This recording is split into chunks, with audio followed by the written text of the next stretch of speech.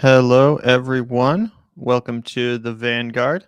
How's it going, Zach? Bro, it's one of those fucking days where I didn't want to do anything today because it snowed and then I went outside and I got cold and I wore Birkenstocks outside and I shouldn't have. And like, oh my God, it's the middle of March almost, God damn it. It's March 10th and it's freaking snowing outside more than it had snowed all the way up until like January 1st. Like, it's not just a little bit of snow, it's way too much. I don't care for it anymore. And that's how I wanted to start this podcast off, was complaining about the weather. After all, I am an American. Yeah, no, we were just talking about the other day how our willingness to live is directly tied to the weather. So you guys can imagine how we're feeling today on this bitter, fucking disgusting, snowy day. Here we are in March. I thought we were done with this, but yeah, I guess we do just start our podcast these days with the weather report. So you get what you get at the Vanguard. Yep, this is very Lynchian of us. It's very ahead of the curve. Anyway, yeah, I guess we'll go ahead and shout out our patrons because that's the other thing we do to start off all of our podcasts. Special love to the patrons who are able to support us. We really rely on that to keep the lights on in this place and have some sort of like stable financing in our lives.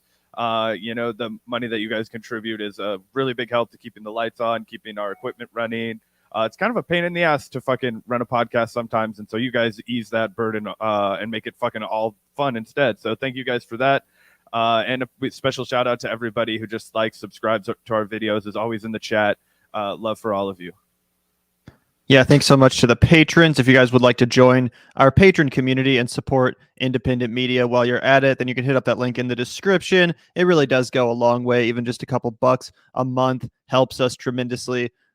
Stay around, especially with the increasingly censorious algorithm. And as you guys know, if you're longtime listeners, sometimes we mention the fact that basically as soon as we go live, our stream gets demonetized. So, the patrons really do help, as well as the super chat donations from comrades like David McGee. Thank you so much for the $2, David. And we're glad that you finally made it to a stream too. Obviously, we like to cut a lot of our segments into individual clips, but I think most people would agree that the live experience is where it's at. You get all the unfiltered shit talking. Sometimes I'll edit out certain parts of the video. You get it all in the live stream. So you guys know what's up. You guys know where it's at. Thanks everyone for tuning in today to the Vanguard. We have an awesome show for you guys planned.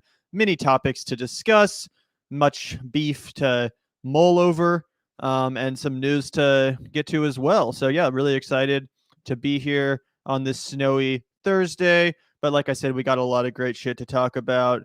I'm especially disappointed by Khanna lately. Really excited to get into his, Yeah, do you want to lead with that? Let's talk Khanna, because what the fuck, man? I mean, I know I've bitched about Khanna a lot over this podcast, but there was a point in time where I actually had some respect for the guy. Sorry, I'm going to get the shit out of my face in a second, but I had to jump in and say, what the fuck, Khanna? Like, any last bit of shred of like, oh, well, he did support this one thing one time. Gone, sir. He's just a fucking Democrat now. He's, just fucking a Pino, a progressive in name only. A Pino, that's a good one. Yeah, for sure, though. Let's get into Khanna. And like you said, Zach, there was a point in time where I really admired Ro as well. And I mean, obviously, I guess he's still a little bit better than your average dim, but it seems like more and more so, as you said, he just is becoming, your average fucking Democrat, which is super disappointing because I think it's kind of, representative of the whole Bernie Sanders movement. Khanna was one of Bernie's chairs of his campaign, a big surrogate, big supporter, and just like many of the other Bernie surrogates and co-chairs and all that stuff, and like the movement itself, I think Khanna's attitude as of late really just signifies the kind of pathetic state that we're in again as a movement. Let's take a look first here at this tweet from Mr. Khanna. This was just, beyond the pale, frankly, completely inexcusable and unnecessary, really. Let's take a look here. Ro says, first of all, Hillary Clinton tweets out, I agree with Bill. Khanna's new book, Dignity in the Digital Age, is a smart take on how we use technology to bring equality, not division, to communities across America. Buy it or get it from your local library. So not only is Khanna's new book being endorsed by Hillary, but also Billy himself, who says Khanna's book, Dignity in the Digital Age, is full of good ideas for creating opportunities in places across America that have been left out and left behind for far too long. We should all work together to make them a reality and spread the benefits of technology to every American. So, they're shouting out Ro Khanna's new book, Dignity in the Digital Age. And, if I was Ro, personally, I would just either ignore this or be like, sorry, I don't want your endorsement. I don't want, you to try to kiss up to me or whatever. Again, these are the people that created the conditions which Bernie Sanders had to run against when he tried to take over the Democratic Party. And that was a movement, a quest that Ro Khanna was down with and seemed to understand the logic behind. Again, a revolt against the Clintons. So with that being said, again, if they're now out here complimenting him, I would be like, hey, thanks for the compliment, but you guys are kind of responsible for the mess the Democratic Party is in now. Maybe you can fuck right off. If Hillary Clinton started, talking some nice words about the Vanguard, I wouldn't, come out here and be, oh, thank you, Hillary. Thank you, Hillary. You're such an inspiration to me. But that's exactly what Ro Khanna did. This means a lot coming from Hillary Clinton, who is a leader in protecting and strengthening our democracy, expanding digital opportunity, and building a more deliberative digital public sphere. Deeply honored. So not only is he, kissing up to Hillary Clinton and humiliating himself by groveling at the feet of the all-powerful Clintons, but he's also just straight up fucking lying. You're going to tell me that Hillary Clinton has had anything to do with strengthening democracy? Weren't you part of the Bernie Sanders campaign that, as WikiLeaks revealed, was being sabotaged from within the DNC by Hillary Clinton herself? We all remember the super delegates. We all remember Donna Brazile getting, questions leaked to her for debates that she then forwarded to Hillary Clinton, giving her an unfair advantage. There was a myriad of ways that I'm sure you guys all remember in which Hillary and the DNC tipped the scales against Bernie Sanders in 2016 and then obviously in 2020 as well. So it's totally insane, again, for him to come out here and just straight up fucking lie. Hillary Clinton is part of the reason why the Democratic Party is anything but democratic. Yeah, there's so much to unpack here, right? And I think that there's a lot to say. One, this just kind of shreds any credibility that I kind of have for anybody who wants to kind of align themselves with the leftists, who has the ability to just for their own career's sake be like, oh yeah, I'm going to just leverage this endorsement into book sales. That's essentially that's the first thing this is about. Okay. Who buys books? People who would take the endorsement of Bill Clinton and Hillary Clinton seriously, right? Like neoliberal people. That's who's going to buy Ro Khanna's book. He's not selling it to Bernie Sanders people anymore. Who in a DSA chapter is going to buy Ro Khanna's book? Nobody. So I think that's one chapter of this, no pun intended, is that he's trying to sell more books and he's just making a blatant fucking cash grab for it. So that always smells bad when a politician's out here just trying to hawk their own books at any fucking cost. Makes you think like Andrew Yang type of vibes from somebody. Just desperate. Hillary Clinton too. He's definitely taking a page from her book. Again, these puns come too easy. How I Learned Nothing is what she should have named her book after the election, but instead she went up, whatever. The Pantsuit Nation got behind her, and that's who he's selling his books to now, apparently. So you have that going on. But then I think it's also just deeply revealing of something that you and I have speculated about a lot, Gavin, how people just thought that getting behind Bernie was a smart career move. Okay, I think that at some point in Ro Khanna's life, he was like, he definitely was anti-war activist. He definitely saw the crime and criminality of the war in the Middle East sooner than other individuals. That I know he first ran for Congress back in like 2003, right after the invasion of Iraq. He lost, but it was a big thing for him. Okay, that's all fine and good, but the rest of this shit I feel like was all just calculus. Like, you are fine with stodgy neoliberalism that it's like, makes you feel good when you sleep at night and you're fucking fancy house in San Jose or wherever the fuck his district is in California. I know it's just outside San Francisco, right next to his good pal Nancy. So you have all of that going on. It just reminds me of, and obviously people won't like this comparison, but it just kind of gives me vibes of like a Tulsi Gabbard person. Like, you got behind Bernie strategically. You got behind Bernie because it could have benefited your career, kind of like the Squad too. Like, I feel like there would be a lot more vocal aggression from the Squad if Bernie Sanders had won. Right. And that's because there would have been a political avenue for them. Right. There would have been a president leader. Like, this is now like, instead they just have to be a progressive that's like raising hell in Congress. And that's no fun. Then you don't get any money. You don't get invited to any parties. I don't know. It just seems like Ro Khanna has been completely swallowed up by the establishment in the wake of Bernie Sanders' failure to win the presidential nomination. And again, Gavin, as you pointed out, he refuses to even acknowledge that the man that he worked for and campaigned to become president was literally cheated by this woman and her cronies in the DNC, and has the audacity, the fucking gall, man, to come out here and say that she's a leader in protecting and strengthening our democracy. All of that's horseshit. So you have to be like, what is he doing? He's playing inside baseball right now, and he's trying to protect his ass and his own fucking career and make sure he doesn't get primaried by anybody, and instead he gets a good bankroll of funding, and it's pretty easy for him to win re-election. Like, that just, sell books, be non-controversial, tell everybody it's okay when they stab the progressive movement in the back a bunch of times. Like, I don't know. Like, it's so weird. It seems like such a fucking fall from grace. Yeah, it's definitely odd. And I think that, I mean, it's definitely, I definitely think he was making a careerist move, like you said, Zach. I mean, I think in his heart of hearts, the guy would prefer the Democratic Party look like the Bernie Sanders style Democrats. But the problem here, and that we see with so many other progressives like him, is that he's not willing to fight to make that a reality. He just gave up and went home with his tail in between his legs, just like Bernie himself did after getting shanked in 2016 and 2020. And the only reason why I say that is because, every once in a while, to his credit, Khanna does come out here with a great take. Recently, the other day, he was out here talking about one of the only voices in the entire Congress who was talking about why no-fly zones are a terrible, terrible idea. So, it's like 50-50. Sometimes he gets it right 100%, and you're like, thank you for being the only voice of reason here. And then sometimes he does this bullshit, and you just want to vomit. So I don't really know what to make of the situation, other than that I think, in his heart of hearts, yes, he probably agrees with the Bernie Sanders style of Democrat more so than the Hillary one.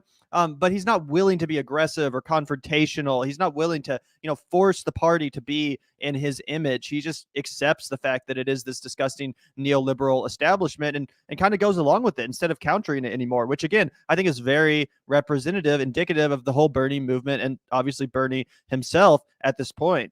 But it is pretty funny because this tweet was roundly rejected. As you can see, it only has 390 likes, which is pretty pathetic for someone with as many followers, almost 300,000. So, not very popular tweet, obviously. I don't really know who he's, playing to other than the Clintons themselves. But what I thought was really funny was Kyle Kalinske here of Secular Talk. He responded and got 1,000 likes. So brutally fucking ratioing Khanna with an image that I think says it all. So again, just almost, quadruple the amount of likes than the original tweet. So I think it's fair to say that most of Roe's followers share the sentiment. Like, what the fuck, dude? No one wants to see this. No one wants to hear this. No one wants to see you sanitizing the image of the Clintons, who, as I said, are responsible for the shape of the Democratic Party today more so than almost anyone. I mean, again, these are the people that Bernie Sanders had to run against. You know what I mean? Oh, yeah, absolutely. And that's why I think this is all horseshit, man. This is why I think it's been careerism from jump. Like, obviously, he probably, like, that's why I said, I think he probably has a real personal commitment to, like, anti-war, anti-violent efforts, right? Like, I think he's demonstrated that time and time again. He worked with Rand Paul. He opposed the Iraq invasion, but that doesn't mean that he's not, like, a secret, like, not secret, like, he's made it pretty clear to me now. But I'm just saying that I think his politics, he'll always be movable towards that, like, anti-war abroad, like, no, let's not just indiscriminately kill brown people. Like, sure, he's got enough of a conscience to understand that most congressional people don't. We got to give the guy that. Okay. But when it comes to the fucking neoliberal economic policies, yeah, he's down to shove that down our throat. Yeah, he's down to re-sanitize the people who literally did NAFTA, okay, and then sold it to the American people. Like, I didn't even get into the fucking Bill Clinton. I feel like everybody comes down harder on him. Bill Clinton is a fucking evil bastard, guys. Slick Willie is what my father always calls him, because nothing ever stuck to the fucker. But he did all kinds of crazy shit. And he was a maniacal bastard, and he's one of the reasons that all of our small towns got finally fucking destroyed, because, as a good friend of the show, Tom Frank, says, he got everything passed that Reagan couldn't, right? Everything Reagan and Bush wanted to do, yeah, it got done under Bill Clinton. And then that Democrats modeled their entire strategy going forward off of this shit show, horrible right-wing neoliberalism, which was like these new Democrats or whatever the fuck, right? They called themselves, and it was essentially the super fucking stodgy Neoliberalism is exactly 100%. I was trying to think of the word. What's the word for taxes? Like higher austerity. It was very austere liberalism. And then under that they did NAFTA, and they just opened up the fucking ginormous coffers of the Democratic Party to the lobbyists and every corporate agency. And by the time you get to Obama, they're taking more money than the Republicans are from Wall Street and all that kind of shit. And that was all paid for, by the way, of Bill Clinton, who wouldn't have even won this election had it not been for Ross Perot. Check out our Jesse Ventura interview if you want to talk more, if you want to hear more about that. If it weren't for Ross Perot taking 20% of the votes away from H.W. Bush because he was a huge deficit hawk, and they didn't think that H.W. Bush had been hawkish enough on the fucking deficit. So this is a big roundabout way of saying all these people are fucking depraved and disgusting, and that Khanna is willing to rehabilitate them to sell a couple more books and win re-election. And that tells you everything you need to know about his so-called principles. Because Hillary Clinton, if she does get rehabilitated and go back to fucking running in office, and God forbid ever became president of this country, you don't think that she would bomb the shit out of a bunch of innocent brown people, Ro? You don't think she would do that thing that you claim to despise and loathe and fucking goddamn it has demonstrated throughout his career that he does oppose? But like, how could you not think this one through, man? It's fucking stupid. This is why people hate politics, because it's all bullshit, self fucking serving. It's all a joke. Yeah, and of course Hillary Clinton voted for the Iraq War. So what the fuck was that? Was that building a more deliberative digital sphere? Was that strengthening democracy, Ro? Like, what the hell, man? It's just totally disappointing. Like, and again, brought freedom to Libya. Yeah, they liberated the people for sure. Anyway, totally disgraceful in my opinion. Can't stand this kind of rehabilitation of literal war criminals. And obviously Bill Clinton, of course, also signed the omnibus crime bill that Joe Biden was responsible for. Again, this is who you're rehabilitating: NAFTA, crime bill, Iraq war, the neoliberalification of the Democratic Party. This should be your primary enemy, Khanna, not someone you're, trying to sanitize the image of. So totally disgraceful. And as Mike H points out, he also praised Bill Kristol. We covered that too on the channel when it happened. Likewise, just absolutely insane, absolutely unconscionable in my opinion, and especially disappointing coming from someone like Khanna, who again at one point really seemed to be a smart, progressive guy. So yeah, just completely disappointing. But I guess I can't even be surprised anymore, right? You can't even be surprised. For whatever reason, I just thought that Roe was kind of one of those guys that would stand more on his own 2 feet. He never really considered himself part of the squad. Sometimes he would break with them. Sometimes he would say shit that like I thought was more outspoken than they were willing to be at times. But then also sometimes he would say some shit that would really piss me off, like that time Jordan Sheraton interviewed him not that long ago, and he was like trying to like make a bunch of like arguments about why it was actually a good idea that Premier Jayapal decoupled the fucking Build Back Better bills. Do you guys remember that horse shit? That's what I'm saying. We can't trust this guy. This guy's not a progressive. If I run for president, I never will. But I'm just saying, that dude's not an advisor on my fucking staff. Absolutely not. Are you fucking kidding me? Bernie, what was the matter? That was like, that dude's like a Jeff Weaver kind of a Bernie guy. You know what I mean? Like, okay with taking the big money, okay with whatever, yada, yada, yada. But, wants to look good, wants to feel good, whatever. He's just like he's the definition of like, if he is he wouldn't consider himself a socialist, he considers himself a capitalist. So this all kind of makes sense to me, actually. And that's where the distinction becomes important, guys. You're like, why do you guys always harp on that socialism? Because is the ethic you think that everybody's work should be compensated equally and they should all have a democratic say in what the fuck happens to them? Yeah, and I think that should be applied at the workplace, just like I think that should be applied in all facets of life. Okay, like if I'm deciding with my friends where I want to go to fucking dinner, I don't just say, I have the fucking car, you assholes, I'm driving where I fucking want to. No, where does everybody want to go for dinner? And if you're not a piece of shit, you would live your whole life like that. And that's what we as socialists try and impose, especially because our value and our labor is being stolen from us from these gigantic corporations to the point that regular people can't afford to fucking live. And apparently Khanna is okay with that, as long as he can sell more copies of his book by rehabilitating Hillary Clinton and Bill Clinton. So anyway. Zach is lying, though. He is a dictator when it comes to deciding what's for dinner. Just kidding. Just kidding. But yeah, completely disappointing.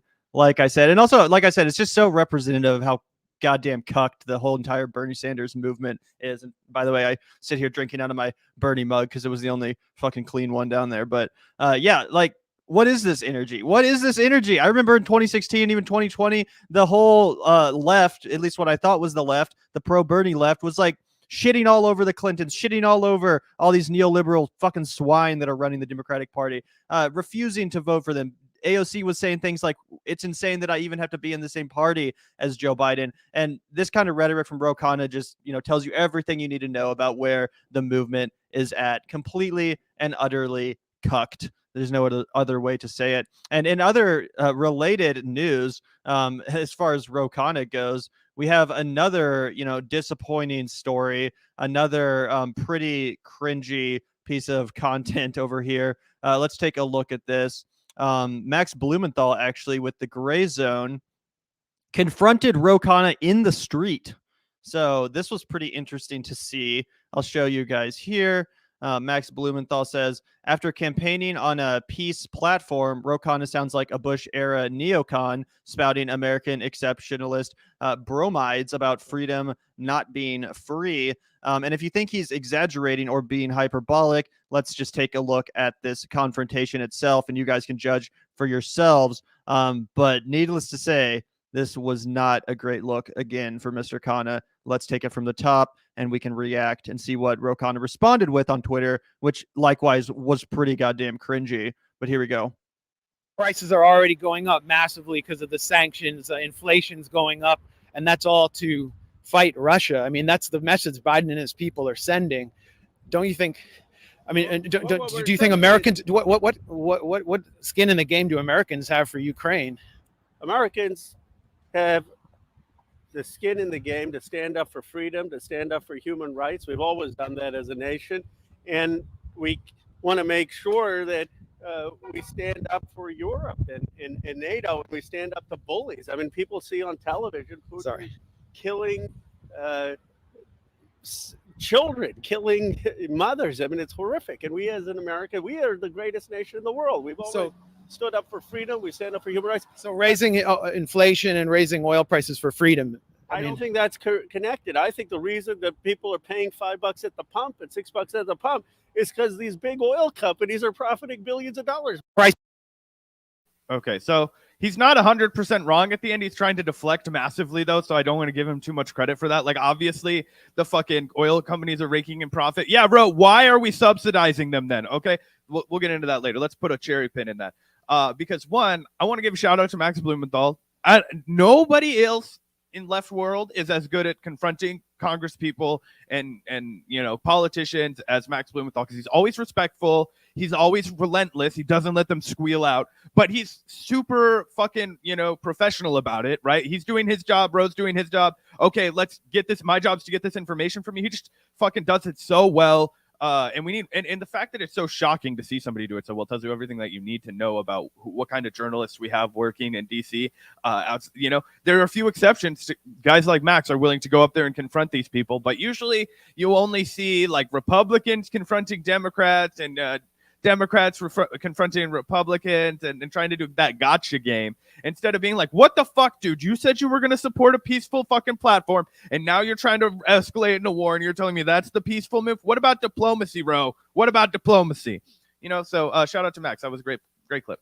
Right, 100%. And obviously, there have been times when we disagree with Max Blumenthal. Regardless of what you think of the guy, this could be anyone questioning Ro Khanna, and the substance is the same. And I thought this was particularly kind of offensive. Let's take a look at Ro Khanna's response to this. He says, the far left's refusal to condemn the immoral and illegal Putin invasion is appalling. It is a nihilistic relativism. I stand by my words in this exchange and reject Max Blumenthal and RT Talking Points, where he's a contributor. I have a human rights progressive approach to FP. So this is, pretty insane for a couple of reasons. For one, he's not actually addressing the substance of what Max Blumenthal was asking him, nor is he actually addressing the school of thought which Max Blumenthal represents. He's simply writing him off as a Russian asset, much like TYT did to Aaron Mate. And again, you can think whatever you want about RT, you can think whatever you want about the Gray Zone or Max Blumenthal, but again, just as a thought experiment, pretend that it's just some rando, pretend it's just some anonymous person on the street, they're not connected to the Gray Zone, they're not connected to RT, whatever. why are you ignoring the substance? Why are you ignoring the substance? Again, you can think whatever you want about Max Blumenthal's journalism or his commentary or whatever he said in the past about Russia. He was asking you, why do you support these sanctions against Russia? Why do you support the gas prices going up because of us cutting off Russian oil? And Ro Khanna's response was a mealy-mouthed neocon-esque answer in which he said, well, we're standing up for freedom around the world as America always has. What? We're probably the biggest exporters of imperialism and terror in the entire world. We're currently arming. Yeah, we straight up are. We're currently arming the Saudis, who are carrying out a literal genocide in Yemen, which is a bigger humanitarian conflict than what Russia is doing in Ukraine. The funny thing is that Ro Khanna has correctly identified that. He's been one of the people, along with Rand Paul, I believe, who introduced an amendment to stop arming Saudi Arabia. So what really gets me here is just this kind of cognitive dissonance, because you know what's going to happen due to us not taking Russian oil and gas anymore? It's now we're trying to cuddle up to Saudi Arabia and get their oil and gas. We're trying to get them to pump us more oil and gas. So basically, your line of logic is that, oh, Russian oil and Russian gas is unethically sourced. It's soaked in blood. Therefore, we need to cuddle up more to Saudi Arabia, who's actually doing even worse things in Yemen than what Russia's doing in Ukraine. This is where your logic leads, Ro Khanna. Unfortunately, it has no consistency to it. Unfortunately, again, you're now just advocating for leaning on an even worse regime to be dependent on. And who's going to pay for it? The American people at the pump. Gas is almost like $6 in California now. I think the national average is nearing $5. Again, this isn't affecting the Russians so much as it is American citizens. The Russians are going to be fine. They're cuddling up with China. They're, banking with China and exporting their oil in different places that are willing to take it. It's the American people, normal working class people, who, by the way, are now having to commute to work because Biden says that remote work is over. It's these people that are suffering because of this. And of course, that's not even getting into the fact that we just have no moral authority nor moral high ground to sanction in the first place. We should be sanctioned. Look what we're funding in Saudi Arabia and Yemen. Look what we're funding in Israel and Palestine. The list goes on and on and on. Like I said, we are the number one exporters of imperialism and terror in the world. For him to whitewash that and use, as Max Blumenthal said, Bush-era neocon language to talk about how we, defend freedom around the world, it's just completely ridiculous. And once again, a straight up fucking lie. It's not a matter of opinion. It's a lie. Oh yeah, he's actually. Let's look at the last time that collectively the United States teamed up with NATO to bring freedom and democracy somewhere and liberate the people. I'll share my screen quickly and give you guys an idea of what it looked like when we fucking left. This was what NATO did with the United States direction. Okay, see the Obama legacy clips and all this horrible fucking destruction and yeah, we did that. Not that long ago, guys. My lifetime. Obama was president. Hillary Clinton was Secretary of State, I believe, at the time, or she was, yeah. So that's the same. The lady that the lady he's saying just moments ago, a defender of democracy and liberator of freedom, or whatever the fuck he called. There's something ridiculous and stupid and undeserved and fucking whitewashing of history and all that kind of, we came, we saw, he died. Yeah, sounds like a real anti-war champ there you got, bro. I hope you're proud of yourself. Maybe you'll sell an extra couple books and you'll be even richer than you already fucking are. Like, fucking ridiculous. Okay. This is what we do, and this why would people on the left not want the guys that did this job to go in there and finish it up in Ukraine and Russia? These guys will bring peace to the area. No fucking shit. It's gonna be a disaster. And also, if we fuck it up, it's not a dirt poor country that can't attack us again. They have nuclear weapons in Russia. So do you guys understand? Do you guys I know our audience understands, but I just feel like I'm yelling at air. But anyway. Absolutely correct. And as a bit of a contrast to Rose's statement, let's look at Ilhan Omar's recent bit about this, credit where it's due. She says the consequences of flooding Ukraine with billions of dollars in U.S. weapons, likely but not limited to just military-specific equipment, but also including small arms plus ammo, are unpredictable and likely disastrous, especially when they are given to paramilitary groups without accountability. And she's 100% right. And of course, she's taken a lot of shit for this, which is crazy because she's basically one of the very few people making sense on the subject matter. But again, credit where it's due. This is how you should be sounding, Khanna. This is how an intelligent person responds. Yeah, and it is refreshing, right? Because you're like, but it doesn't it seem like there can never be more than one person making sense in Congress? They never get together and do it as a group. Like, why didn't the squad come out and have a joint statement like that and call upon every other, anti-war, anti-imperialist member of Congress, anybody who calls themselves a progressive should be, on this page. Let's campaign for diplomacy and de-escalation. Let's not send arms. Let's not sanction. That only hurts the Russian people. Okay. These kinds of things, it is what it is. I did see that we got a super chat about Venezuela. Yeah. Here's the thing about Venezuela is that America's so powerful that they probably will have to come around to, accept it. They might, I don't know, come around to accepting, like, working with us again, even though they should just tell us to go fuck ourselves forever. Because, there's, and actually the Gray Zone, Speak of the Devil, did a lot of really good reporting on Venezuela. So did Empire Files, kind of exposing the fact that it was the devastating U.S. sanctions that were causing the unrest there. And then also the fomenting of discontent. We sent former Green Berets militants over to Venezuela to try and literally assassinate Nicolas Maduro and install a puppet dictator, or a puppet president is what they would have called him. Juan Guaido, who people likes of Nancy Pelosi clap for and give standing ovations to and pretend is the president when he's in the United States. I think we've pretty much given up on that because now we're dealing directly with Nicolas Maduro because we're desperate for fucking oil. And we're like, hey guys, if you give us those guys that tried to assassinate your president back, and we'll cut you a deal. And I don't know what'll come of that, but yeah, it's just because we're desperate for oil and Venezuela has fucking oil. That's why we're patching things up with Venezuela. Again, they should tell us to go fuck ourselves. The United States has treated them terribly, and has been no friend to them. Let's just put it that way. But we're no friend to any country that doesn't do exactly what the fuck we tell them all the time. Yeah, exactly. It is pretty funny to now watch us begging Venezuela for oil after everything we've done over there. But yeah, I guess that ends our Khanna segments. Definitely some disappointing stuff coming from that dude recently. I guess we can move on to something else. Yeah, I think that's a correction that you're right. They're not like official Green Berets. They were formerly like trained with whatever. Either there were definitely U.S. military people going up. Maybe Green Beret was the wrong term. If that's incorrect, I apologize. I'm pretty sure they called them Green Beret people on Breaking Points, which is where I gleaned that. But maybe that was incorrect. Right. Anyway, I did want to segue into another story. This one is pretty amusing, if I do say so myself. Definitely something I didn't have on my 2022 bingo card. And that is Vaush beefing with none other than Harry Potter author J.K. Rowling. This is totally crazy, guys. Let's take a look here.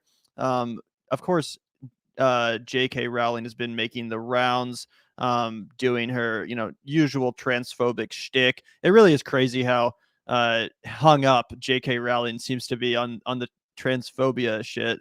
Like, she doesn't just mention it every once in a while. It's like her whole thing now. Like, almost every time I see a tweet from her or a statement from her, it's about this. Like, she's literally an activist on behalf of like the TERF movement. It's crazy, guys, that this is like the thing she's known for. And again, I know that there's some people in the older generation that might not, fully understand the trans experience. Maybe they don't know any trans people, so it seems very odd or foreign, and maybe they have a little bit of evolution to do. They need to hear from the right people and make some friends that are of that community, and come around. And sometimes a slip up is forgivable if evolution is made apparent. But again, J.K. Rowling, it's like her whole thing. It's like all she talks about.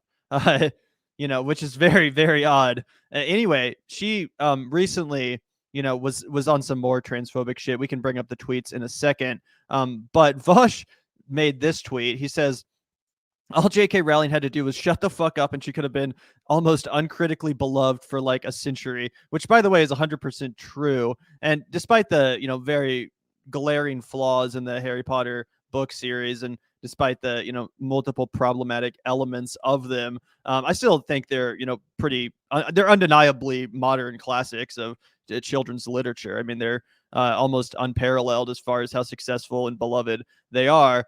So needless to say, it's very true that had J.K. Rowling just not decided to pivot into becoming the number one, biggest transphobe and turf on the entire internet, yeah, she absolutely would have been uncritically beloved for a century. She would have been an absolute icon. I mean, she still is, I guess, but again, this is now what she's known for just as much as Harry Potter is being a turf.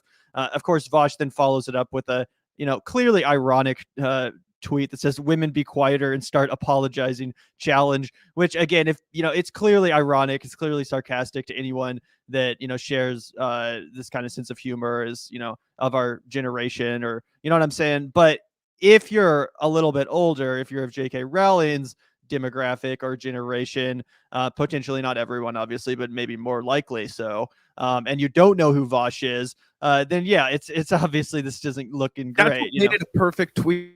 Was that? Oh, I'm just saying that's what made it a perfect tweet. Like, I'm not a Vaush simp, guys. I've broken Vaush's balls a million fucking times.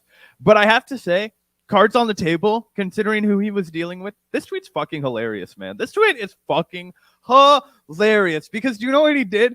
He made a really good observation, and then he was like, yeah, now I'm going to trigger the fuck out of J.K. Rowling. And the little thing whirling in the back of your head, because you're like, whoa, I have like 800,000 followers on Twitter, or however many fucking 300,000 followers on Twitter. She'll tweet me back, and then he just tweets something that is like red meat to this woman. Like, he knows this is going to send her over the edge. And he does it anyway just to push her fucking buttons. Like, okay, sure, shallowly, like, it's a misogynistic tweet, but that wasn't why he sent it. He sent it to push her buttons and send her over the edge and get her to self-immolate a little bit. And I think it's really funny.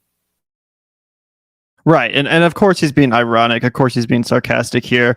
And I don't know if J.K. Rowling realizes that, understands that, and is deciding to, post this anyway, or if she really does think this is a serious statement as far as the second tweet goes. But either way, she responded and says here, let's see. She said, "What you and your ilk fail to appreciate is how tediously familiar I find your tactics. I had a violent ex-husband who used to tell me life would be great if only I'd comply. But you're making the same mistake he did. Women like me can't be bullied out of resistance." So some major Hillary Clinton vibes there for sure. But again, it's just pretty funny that she's literally comparing a troll online to her abusive ex-husband or whatever. Like, all right, calm the fuck down, J.K. Rowling. And Vaush responds here and says, "Complaining about how victimized you are when you're a billionaire being mocked for opposing civil rights is the height of cry bullying." And he's 100% right. Obviously, like Zach said, we disagree with Vaush far more than we agree with him. Usually when we talk about Vaush, it's to roast his ass. But I do think this is pretty fucking funny. This is a Chad moment for Vaush, for sure. And he's absolutely 100% right here. For J.K. Rowling to cry about oppression because some people on Twitter are mocking her for being against trans people's civil rights. Yeah, it is the height of cry bullying, and it's totally fucking pathetic. Yeah, she's a fucking billionaire, guys. I'm not going to simp for her, and I'm also not going to pull my punches when we drag her on this show. And Vaush wasn't dragging or pulling any of his punches either. She's a literal her politics are terrible, and that's what people like Vaush and the Vanguard do for a living. We drag terrible billionaires with horseshit politics. So I think she's completely fair game. That's why I thought this was hilarious. If he had targeted some random person on the internet and made the same joke, maybe, of course, it doesn't land the same, but you have to think like context and it was a good punchline. I just thought it was funny, so I had to be honest about that. I see some people crying about it in the chat. That's okay. Didn't want to get to this fucking super chat from Gabe because I know Gavin just watched this entire video. Oh yeah, we were just talking about this. Speaking of J.K. Rowling, have you guys checked out Sean's newest video on Harry Potter? Highly recommended. Crazy how cringe she has always been. Yeah, I did check out Sean's video on Harry Potter. I thought it was really well done. Like pretty much most of the content that I've seen from Sean seems like it was, really, really well done. Yeah, pointing out a lot of the, as I said, kind of problematic elements of Harry Potter. In particular, one thing that just totally went over my head when I was a kid reading the books is the whole the house elf slavery, right? Such a cringy and awkward aspect of the series now in retrospect, thinking about how they treat the issue. And Hermione, the character in the books who's trying to like lead this campaign to, essentially abolish the house elf slavery, is treated like this kind of haughty, uppity, annoying activist, when she's literally the only character of the main characters that's like accurately pointing out how fucked up it is that the entire wizarding world is just built on the back of slave labor. And meanwhile, the book is about, dismantling the fascism that Voldemort represents, without ever reckoning with the fact that, again, the alternative that we're all supposed to go back to is built on slavery, and no one seems to give a shit except for the one person who's roundly mocked for it and considered, again, kind of a haughty, annoying activist type for even voicing an opinion about it. So yeah, great video from Sean on that. I recommend you guys check it out if you haven't. To be fair, I do think some of the points he made were a bit nitpicky. Like I said, despite the problematic nature of Harry Potter, I still think it stands up as a modern classic of children's literature. I can enjoy art even if I disagree with the artist, even if I disagree with them, a ton. But that being said, it's still a really good, critical analysis of a piece of pop culture that is, very near and dear to many's hearts. And yeah, it's just been totally disappointing watching J.K. Rowling's trajectory into this, weird, cringy turf who, again, is just seemingly obsessed with trans issues at the expense of like everything else. And I'll show you an example of it right here, guys. Let me share my screen. Is it J.K. Rowling's or Tulsi Gabbard? Yeah, straight up. Let me find this here. J.K. Rowling says, yeah, exactly this law is that Nicola Sturgeon is trying to pass in Scotland will harm the most vulnerable women in society, those seeking help after male violence and rape and incarcerated women. Statistics show that imprisoned women are already far more likely to have been previously abused. So basically, just this classic tactic that transphobes use that say, oh, trans rights come at the expense of real women's rights, which is absolute bullshit. And of course, it's ridiculous too to say, oh, as if trans women aren't also among the most vulnerable women, if not the most vulnerable women in society. It's totally just incorrect and pretty bigoted, in my opinion. Yeah, it's really antiquated, and unfortunately, you see this a lot with I'm just in the older people, man. Like straight up, you don't meet a lot of young, like, I hate trans people kind of people because they probably know somebody that's trans, they probably have a homie that's trans, and then when you're like in 8th grade and you get all that other kind of sexuality stuff explained to you, you're like, oh, word, this also is an experience of like a swath of the population. And then you just move on with your life and you're like, yeah, there are trans people out there. And then it's not that big of a deal to you. And you don't really ever think about it again until somebody's like, do you think trans people should be able to take shits in public? And then you're like, well, I mean, yeah, I think everybody should be able to take a shit in a bathroom. Like, that's fine. And then they're like, well, what about our children? I think it's going to be okay. I think it's going to be fine.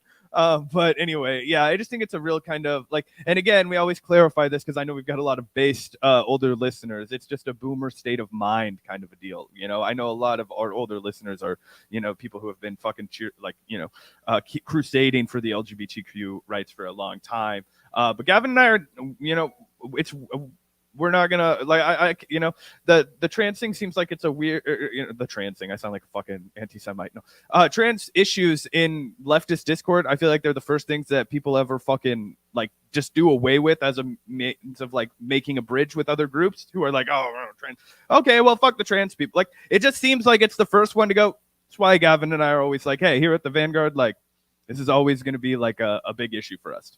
100%. Here's just one more example of J.K. Rowling spreading disgusting transphobia. I can show you guys here. She says this the most searing, heartfelt, and courageous response yet to who's this Shauna Robinson's astounding claim in the Scottish Parliament that there is no evidence sexual predators have ever had to pretend to be anything else. Susan, as a fellow survivor, I salute you. And then she links to this article, that says, gender recognition reform bill, predatory abuse of men like the pedophile who stole my soul will exploit proposed legislation. So again, it's just disgusting transphobia, chalking trans people up to predators and pedophiles when, as we know, it's cis men that are the majority of pedophiles. The majority of pedophiles aren't gay or trans. They're cis men. Stop making it a trans issue when it has nothing to do with trans people. It's totally disgusting. And again, just it's so odd that she seems so fucking obsessed with trans issues. Like, what do you got going on, J.K. Rowling? Why are you so hung up on trans people? Is something going on that you want to share with us? Feel free to come out of the closet whenever, Robert Galbraith. Yeah, it's just freaking. I don't know. Yeah, I don't know. It's a weird thing that people get hung up. It's kind of like if people were still really pissed off about gay marriage in 2022, you'd be like, what? Didn't we deal with this shit like 10 years ago, dude? Why do you fucking God's holy war? Like, shut up. Shut up. Like, just get over it. Shut the fuck up. Like, it's kind of one of those arguments I just don't even really want to have anymore. I'm just like, bro, come on. Stop it. Stop. Just stop. You know, I'm like, but whatever. I mean, it's a complicated thing on the internet. Did you have anything more to say about J.K. Rowling's? I did want to shout out John McKinney. Thanks for the super chat, as always, John McKinney. Since you mentioned J.K. Rowling, did you know that Jeremy Irons and Tim Roth were considered for Snape before Alan Rickman was cast? Alan Rickman was awesome, but Jeremy Irons as Snape would have been epic. I am a big fan of Jeremy Irons, although I have to say, I think that Alan Rickman was just pitch perfect casting as Severus Snape. I don't think there's a better performance in the entire Harry Potter film series, to be honest. Alan Rickman's performance is so fucking memorable and just embodies that character in a really impressive way. And again, I'll reiterate, if you like Harry Potter, you're not a fucking transphobe just because J.K. Rowling has descended into this lunacy. Obviously, as I said, Harry Potter is a classic series of books and films. There's nothing wrong with enjoying it. I absolutely loved the books as a kid. I read each one of them probably 6 or 7 times. I shit you not. So don't let J.K. Rowling's lunacy stop you from enjoying these books. They're still classics. The movies are still fun, in the same way that you don't have to stop listening to Kanye West music because he's a total fucking loon and a piece of shit. You know what I'm saying? Like, lots of artists, especially rich and famous people, especially as they age, let's be honest, start to kind of descend into crazy town. Again, the money, the fame, it gets to you. You're insulated. Yeah, exactly. So again, don't let that stuff stop you from enjoying the art. I think you can separate the two. And as I said, I mean, I still enjoy the Harry Potter books for what they're worth.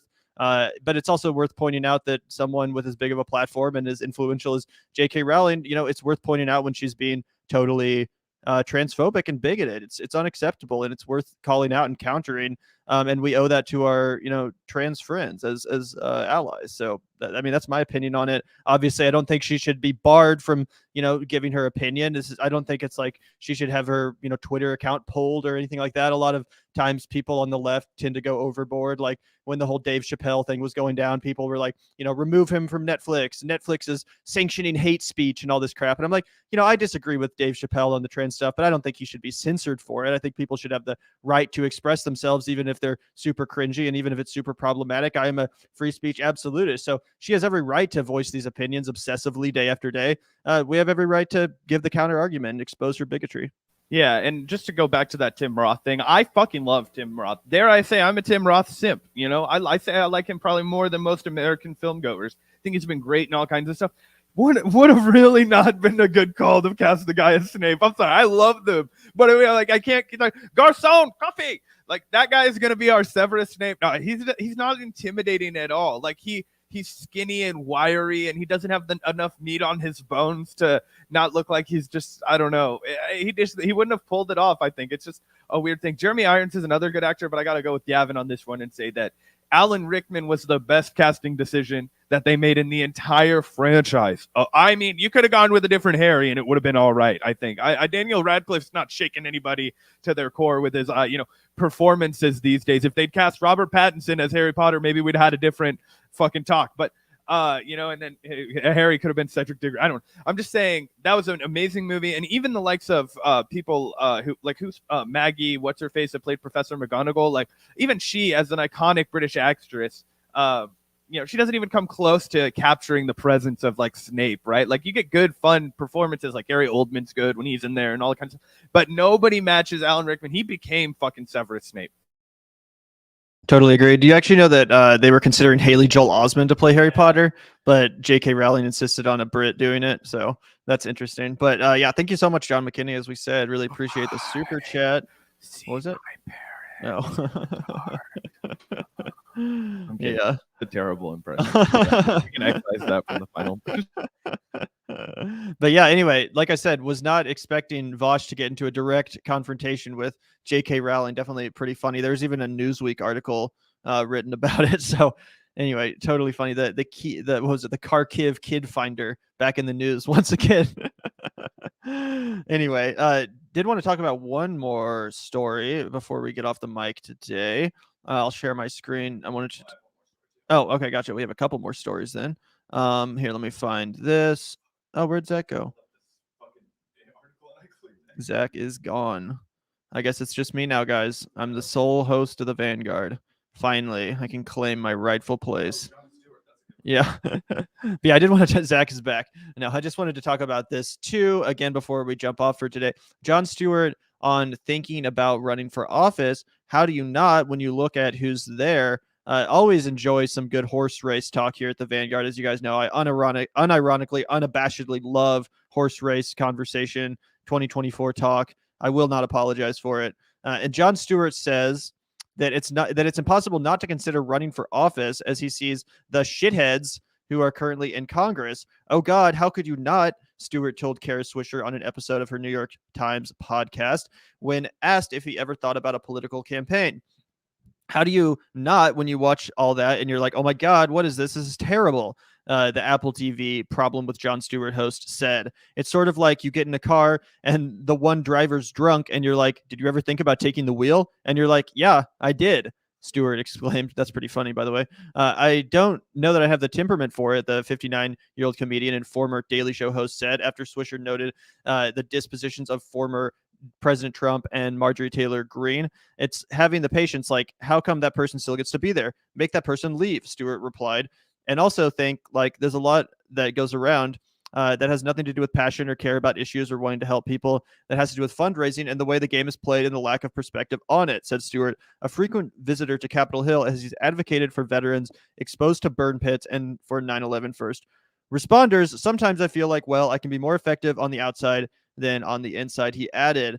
So this is the latest in some kind of like lefty celebrities musing about jumping into the, the political scene. And he doesn't specify which office he would potentially be running for, whether he would be seeking a congressional seat or a Senate seat or even the presidency. But, you can't exactly blame them given the all-star Democratic team right now, right? We have Kamala Harris, Pete Buttigieg, Amy Klobuchar, just some of the most uninspiring, like pathetic Democrats, most elitist, out of touch people that are in office right now. As far as the Democrats, the most easily beatable field ever. So again, I would have to see his platform. I would have to get a firm commitment to not taking any corporate PAC money, et cetera, et cetera, et cetera, before I would personally support the guy.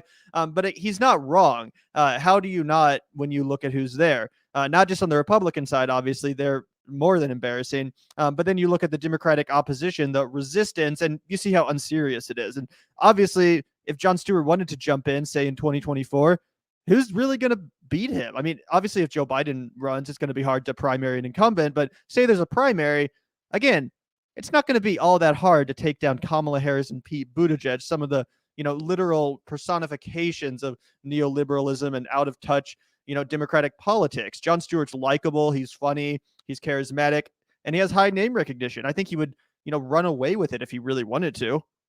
Yeah, I would hate it if he actually ran for president because I think it would expose a lot of shit that would make me not like Jon Stewart as much. Like, I can't get out of my head the 2010, like everything's all actually okay rally with Stephen Colbert when shit was not fucking okay for the American people. And I feel like he would just be way happier if there was like a competent neoliberal like Obama. And if you read between the lines and what he's saying there, he's like, yeah, I'd like to be in control of everything, but it's so much nicer being a rich person that I think I can use my leverage from out here just talking on shows like yours. Like, you know what I mean? Like, that's the real translation. You'd have to have a sick maniacal complex like Donald Trump to go from giving up all this wealth and opulence, just have a few more eyeballs on you and be a little more powerful in Congress. You know what I mean? I just don't see a guy like him actually wanting, because if I remember correctly, when he quit the Daily Show, he was like, I want to be able to eat dinner with my family. I want to be able to walk my dog. He's like, I've never been able to do these things before. That wasn't that long ago. He would have to give up all of that shit that he walked away from the #1 Comedy Central show on air for. You know what I mean? I don't actually think he'd do it. But that being said, he has all of the characteristics of somebody who could be a really successful politician. And I think if he ran for like mayor or something of like, Westchester or wherever the fuck he lives, I don't know, New York City, somewhere fancy, then I think that he would have a way better chance. But yeah, I mean, he could feasibly win if he put his mind to it. Of course, he's charismatic. People know him for politics. They think that he's a relatively good takes guy. I just personally, as somebody who admired him for his comedy for so long, I feel like the more I learn about his politics, the more it would make me like sad. Yeah, like I said, it would obviously completely depend on which issues he decided to put forefront in his platform. And again, the big thing for me would be a strong and firm commitment to not take a cent of corporate money or super PAC money, industry money at all. That's the most important thing to me. So, who knows? Maybe Jon Stewart would decide to come out there and emulate a Bernie Sanders and, really take on the Democratic Party and the corporate elite in a serious way. But as you said, Zach, let's not get our hopes up. And honestly, him running for president or any office would probably just kind of expose some of his flaws in a real way when push comes to shove, especially when it comes to issues like militarism and imperialism. Who knows what his opinions are. But obviously, as I said, he's far more charismatic, far more likable than the current crop of Democrats that are considered rising stars. Again, Kamala Harris, Pete Buttigieg, Amy Klobuchar. These guys are the worst of the worst. They could not win a national election unless some miracle happened on their behalf. So yeah, you can't really blame a guy like Jon Stewart or fucking Howard Stern or any of these guys that are mulling getting involved, because let's be honest, Trump showed them the playbook. If you have a field of uninspiring, corporate friendly, kind of means tested politicians on stage that are all a bunch of mealy mouthed losers that stand for nothing, all it really takes is a charismatic loudmouth with high name recognition to come in there, bust their balls and get them all the fuck out of the way and take away the race. That is very possible. Again, Trump showed us how it's done. It's only a matter of time before someone emulates that playbook on the Democratic side. Again, whether it's Jon Stewart, Howard Stern. And again, not that I endorse that, but I'm just saying it's now definitely a possibility in the age of, a post Donald Trump America.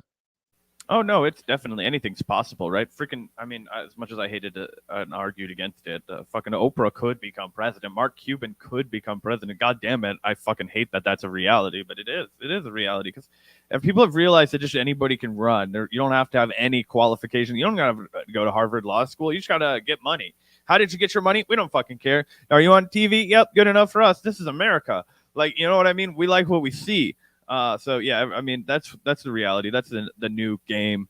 And yeah, and this is actually a good place to end. We can punt on the other story until later. It's not going anywhere. Sure. Oh yeah, I did want to get next time we can get into, because Cornel West, for people who don't know, just did a really dank interview in the New Yorker. But I want to go through it, and I don't really want to rush through it at the end of this. We can just punt on it till tomorrow. It's an evergreen. Cornel West always has good things to say. And also, I just love his candor when he talks to people. He's always so kind, even when he's dealing with the like fucking aristocratic establishment. It'll be like, how's your family, brother? Oh, where were you raised and reared at? No, oh, you were from New York. I'm from this part of, you know what I mean? Just like making so much, like just gentle, like showing how much humanity can be in one person. So anyway, you guys have that to look forward to on our next stream. We're also going to be jumping on over to Colin after this. So yeah. Yeah, 100%. Thanks everyone for tuning in. We do have one more super chat as well. Thank you, Gabe Newell, for the $4.99. Jon Stewart lives in New Jersey. Maybe he should start a primary Cory Booker or Bob Menendez in the Senate. And yeah, I would definitely, gain some more respect for Stewart if he really, again, took on the Democratic Party. You can't just run as a Democrat pretending that the party is A-OK in its current iteration. No, for me to, even consider supporting you, you'd have to make very clear that you are running not only against the Republicans, but against the Democrats too, because at this point, they're just as much of a problem, let's be honest, and more than anything, they're paving the way they're opening the door for the faux populism of the Republican Party by being such pathetic, weak corporate shills and neoliberals as represented by a guy like Cory Booker. So yeah, if Jon Stewart were to take on Cory Booker and say, hey, what's with all this big pharma money you're taking? Why did you stop the amendment to negotiate drug prices as far as, pharmaceutical companies in the way that Canada does? Cory Booker stopped that. So yeah, if Jon Stewart got in there and pointed that out and said, hey, what the fuck is this, bro? This isn't the Democratic Party that I'm a part of. This is, no party that I want to associate with. I'm here to change that shit. Maybe we could talk. Although, again, it would still take a lot to convince me, but 100% correct. That would be the only way that I would be impressed. Thank you, Mike H, as well, for the $2. What is both of your solution to Ukraine and Russia? We don't have one. That's why we're staying the fuck out of it. Yeah, I mean, obviously, we're not fucking geopolitical experts. I don't know what, if any, the solution there is. But my opinion is that the U.S. at least should stay the fuck out of it. We should, let Europe deal with it. We should not be levying sanctions that are only hurting the American and Russian people, or getting really involved in any way, as we have no moral authority, no moral high ground to stand on. We are the number one exporters of terror and imperialism. We are currently funding humanitarian crises, which are even greater in scope than what's going on in Ukraine. So, I mean, it's bad. Obviously, fuck Putin. Unfortunately, I don't think the U.S. has any right to get involved. And again, it's only going to hurt Americans. It's only going to hurt Russians. And it's only going to escalate tensions and bring us even closer to the brink of World War III, which in turn will bring us even closer to the brink of nuclear annihilation. And that will result in far more deaths than what's currently going on in Ukraine, far more devastation on a global stage, making the crisis in Ukraine look like nothing. So that's my stance. I'm not pro-America. I'm not pro-Russia. I am anti-World War III. So that's my stance on the issue. Yeah. I think that's essentially where we both come down. The only caveat that I would add is that, basically anybody that tells you that they have a solution to this, that is a YouTuber that looks like me and Gavin, could go fuck themselves, and you should not take them that serious. Actually, guys, I do have the solution. We just drop DMT all over the fucking... You're gonna get a big old plane filled with mushrooms, man. We're just gonna drive it over Kyiv, man, and then everybody's gonna eat it all up, and then we're gonna keep flying over Moscow, and everybody's gonna just put acid in the tap water, man. They won't know what to think, bro. They'll be tripping balls, man. Anyway, just get naked and hug each other and love each other, man. Yeah, just put some LSD in Putin's fucking tap water. He'll take a nice bath. He'll walk out of the... If only his mom had breastfed him, Gavin. Oh God, yeah. Here we are at this part of the stream. But thanks so much, Mike H, for the super chats today. Really appreciate your comments. And also thank you, Kush Renata, for the $5. Reagan was an actor. Trump is in the pro wrestling HOF Hall of Fame. If The Rock runs, does that officially put us in idiocracy territory? Well, sorry, Kush Renata, but we are already in idiocracy. We've been in idiocracy. Yeah, since like at least 2015, man. We've been in idiocracy territory. In fact, maybe even worse than idiocracy territory. But, for sure, obviously, yeah, The Rock running would only further that. And unfortunately, he might very well be able to win a Democratic nomination, which is crazy because he stands for absolutely nothing. And that's what always bugs me when guys like Sagar start, hyping up a dude like The Rock. I'm like, what actually are you hyping up? This guy stands for nothing. He has no principles or policies that he's, really standing behind, no movement behind him. He's just like an empty Reagan-esque figurehead. Again, I made that comparison at the time. I was like, The Rock, how is he any different than Reagan? A charismatic celebrity, like what the fuck? He's going to bring nothing to the conversation, nothing populist, not a single populist bone in his body. Yeah, I mean, he even spoke at the Republican National Convention back in the day when he was a professional wrestler. So it's just like, all right, we just throw it at the pot. This is just a fun thing for celebrities to do, to become a feather in their hat, write a book about, I became president and was the, sovereign leader. And it just illustrates how it's not a real role. You're a figurehead for the deep state machine to keep on. But anyway, that is what it is. Thanks for tuning in today, guys. Yeah, thanks for tuning in today, guys. And we are about to go live on Call-In literally 10 minutes. So the app is available for Androids and iPhones now. So there's no excuse not to download it. It's completely safe. It's a great time. It's a really good way to kind of foster a good conversation with our audience. If you aren't familiar, Call-In is our other podcast we do. It's on the app Call-In. It's still called the Vanguard. So if you have the app, again, Android or iPhone, just type in the Vanguard. Should come up. The same logo, same shit. You'll be able to find it. And basically, we're just going to go do the next half of our show now over there. So we're going to, be talking about various subject matters. Especially, we're going to be going over some of the answers from Jesse Ventura from our interview we did yesterday. And it's a great time. Again, you'll just be able to listen to us chat. And the cool thing is, as the name would suggest, you can call in. So if you want to talk to us, you can ask us anything you want. Obviously, it doesn't have to be on subject matter. If you have a random question, feel free to jump on over there and ask it to us. If you want to, get in a debate with us and talk shit, if you're trying to challenge our dominance, this is the place and the way to do it. But yeah, we always like engaging with our fans over there. So like I said, at 3:30 Central, 3:10 Central, 4:10 Eastern. So that's literally 10 minutes from now. We're going to be live on Call-In. Download it if you haven't. Show up, guys. It's a great, great time. And again, we love chatting with you guys. over the phone. So it's going to be a great time. Check it out. Really, really good stuff as always. And as always, a big shout out to our patron community before we jump off today. Thanks so much to you guys supporting the show on Patreon. We would not be able to do the show without you. You guys truly, truly, truly make the Vanguard possible. So a huge shout out to you guys for doing that. Really appreciate it. We get demonetized all the time. The algorithm fucks us over all the time.